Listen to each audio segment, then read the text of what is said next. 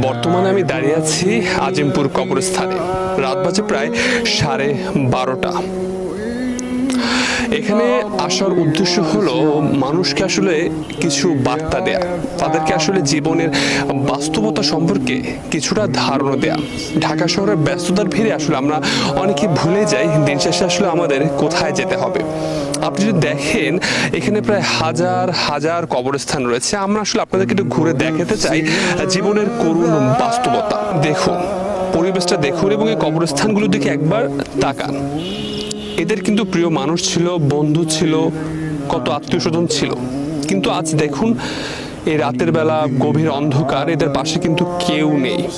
আপনার বেলাও কিন্তু ঠিক একই ধরনেরই ঘটনা ঘটবে। আমরা যদি এই সত্যটা উপলব্ধি করতে পারি, হয়তো আমাদের জীবন অনেকাংশেই বদলে যাবে।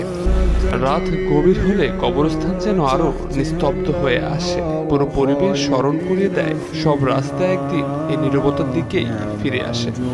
অনেক তরুণের এই ভুল ধারণা রয়েছে তারা হয়তো মৃত্যু হলে মারা যাবে, কিন্তু বাস্তবতা হলো আমার কবরস্থানে এসে দেখতে পেয়েছি অনেক তরুণ কিন্তু এখানে ঘুমিয়ে আছে।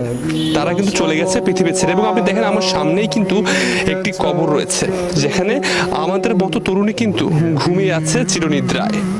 কবরস্থানের মধ্য দিয়ে হাঁটতে হাঁটতে মনে পড়ে সব দৌড়ঝাঁপের শেষ গন্তব্য এখানে। এটাই জীবনের শেষ চিহ্ন।